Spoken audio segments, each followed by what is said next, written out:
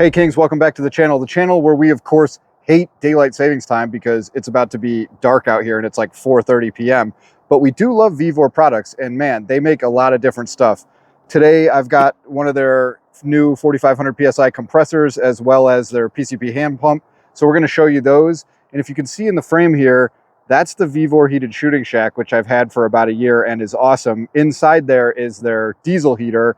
And I've reviewed some of their gun cases and stuff, but they literally make like everything under the sun. So like whatever you could want like on earth, VEVOR probably has it.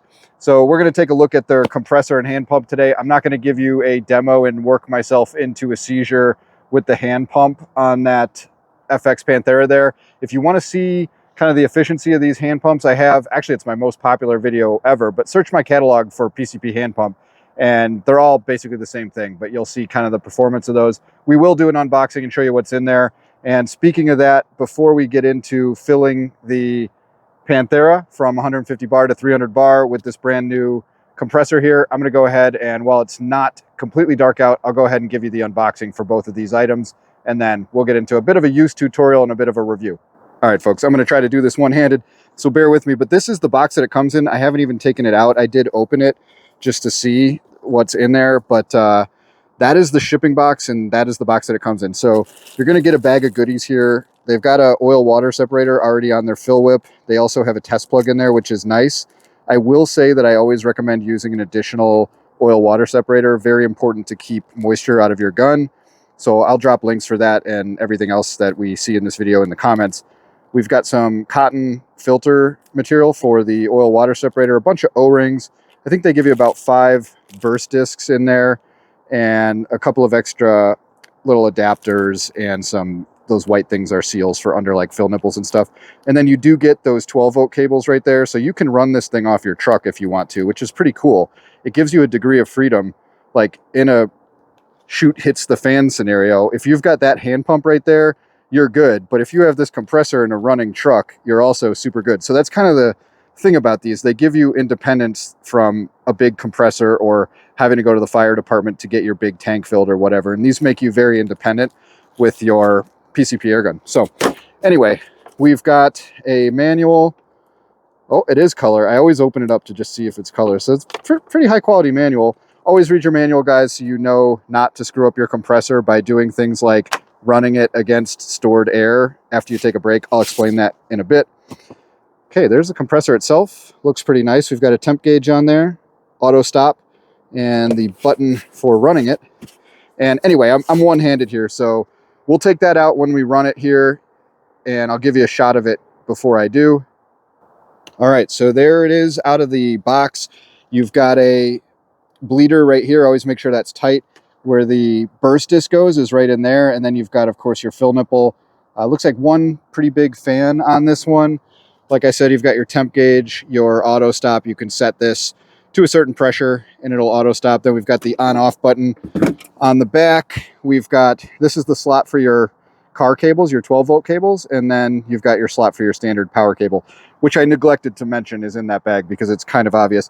Looks like this one has an internal little circuit breaker on it too. So I haven't seen that before, but that's a pretty nice little feature they threw in. And next, let me pull out a knife and I'll open that thing and show you guys what's in the hand pump. All right, just cracked open the hand pump. Again, manual, read that. You've got your, you do have to do a little bit of assembly. So you've got your handle here. All of this goes together pretty easily. It's kind of nice that it has these flap down feet on it so that, you know, if you're tucking it in a backpack, it's not all awkward and stuff. So that's kind of nice for storage. Let's see what it comes with. We've got some oil. We've got some filters for the tiny little red filter on there. Again, always use an additional filter. Got a fill whip on there, and then just kind of your standard. Wow, they actually give you like a full O-ring kit with this thing. That's pretty nice.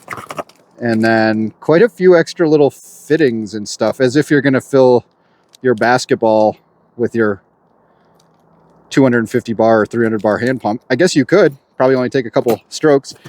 And then we've got the pump itself. Let's see what else is in here. We've got a little box here. All right, the box contains your gauge, and it's actually a pretty nice gauge.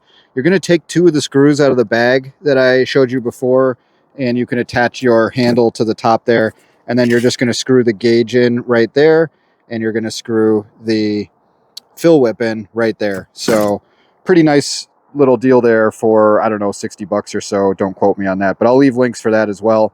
Today we're more going to focus on this, but definitely if you want to be super prepared for the apocalypse, having both things is a pretty cash money move, if I do say so myself. And this here is where all the magic on this channel happens. The Vivor heated shooting shack. This whole shack, which is humongous, was like, I think only like 250 bucks. And then I've got one of their diesel heaters, which I think was around 100 bucks. Yes, I'm using the inappropriately colored red gas tank to hold diesel, but you know, it is what it is. So what I'm going to do is I'm going to get that target stand out there. I'm going to shoot this gun down to about 150 bar as I sight it in. I just threw a new Element Optics Helix MRAD on it. So I'm going to get that thing sighted in, and then we'll do the typical test where we see how long it takes to get that thing all the way from 150 bar down there on the bottle gauge up to 250. And most compressors have been doing it. There we go. Most compressors have been doing it in about 3.5 to 5 minutes. So we'll see how fast the new Vivor fills it up. With that said, it's showtime. I've got this thing down to about 150 bar exactly.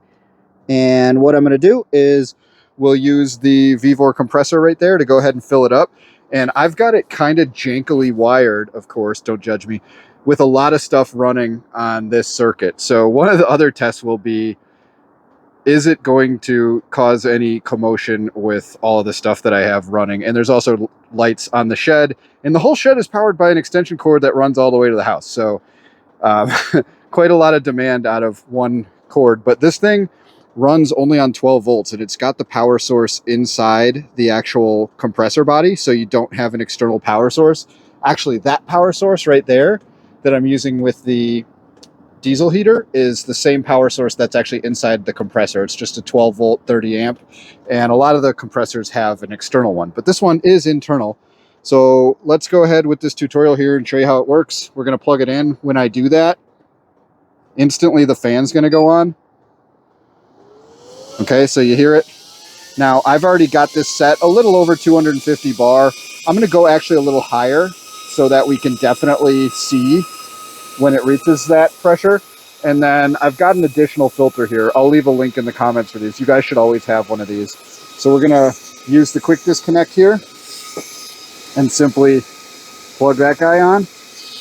Then we can simply plug that in. We've got our stopwatch there, and I'm going to go ahead first. We want to make sure the bleeder is tight, which I've already done, so it's ready to fill. So I'm going to go ahead and hit the start button right here and my timer. And I will be back with you shortly to see how long it takes to get that baby up to 250 bar. A few moments later. All right, approaching 5 minutes, and we are pretty close.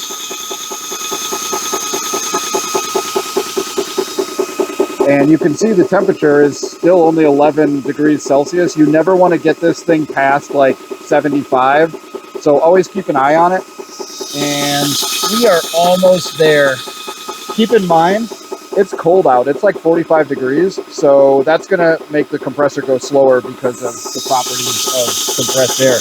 Okay, so that's going to do it right there. 5 minutes and 30 seconds. And we are at 250 bar. So not too bad. That's about on par. Usually, I think I said they usually take about, at the very, very speediest, like 3 minutes and 30 seconds, all the way up to 6-7 minutes, and 5.5. Not too bad. Now, I did set this a little higher than I needed. Had I set it at exactly 250 bar, it would have cut out and stopped on me. And you do want to let this thing run with the fan for a while after you stop it. In this case, it's already super cold, so it doesn't matter. But you're going to vent it. And this is very important. If you do reach the temperature and you want to stop it and give it a break and let it cool down, always, always, always vent first. You'd never, ever want to start one of these compressors up against pressure in there. That will kill your compressor. Do not do it. So anyway, 5 minutes, 27 seconds right there to get that tank from 150 to 250 is certainly not bad. And with this compressor and the hand pump that I showed you guys earlier, you're pretty much set in any scenario for having an air gun at the ready. So survival situation, stock up on ammo, You could have that hand pump out in the cabin. You could have this thing in your truck to run it off your battery if you wanted to, and you are covered, my friend. All right, guys, so as you can see, it is fully dark outside, so let's wrap this up so I can get inside. Also, it's very cold. I'm not sure if you can see my breath, but it's about 40 degrees out here. So you saw this compressor fill my FX Panthera from 150 bar to 250 bar, which is about 3650 PSI, in this cold in about 5.5 minutes, which is pretty good. In the summer, it would probably cut a minute or two off of that, but I think you're getting a pretty decent value for what you pay for this shoebox. You've got, you know, an auto stop on there, which is a nice feature, automatic fan, so you never have to worry about that, and the power supply is internalized, so you're not dragging around another little box hanging off the thing with wires every time you use it, which is pretty cool. So between the compressor and the hand pump, you're really covered for a lot of different situations, whether you're camping or whether you have access to 110 volt or don't have access. You can use this to even fill it off of your truck battery if you want. And if all else fails, you got the hand pump. So I'll leave links for both of these in the comments and description, as well as the little moisture filter and probably a whole bunch of other stuff that I use on the channel, like the heated shooting shack and all of that stuff. So if you guys are shopping through my links, bless you, thank you. That's really the only income I have coming in from the channel. I choose not to monetize through YouTube, and so you don't sit through commercials. So if you found this helpful and you want to get the products, please use the links. I also get I think I have a 5% off coupon for Vivor for these for you guys. So check that out, and hope this was helpful. We'll catch you on the next one. Peace.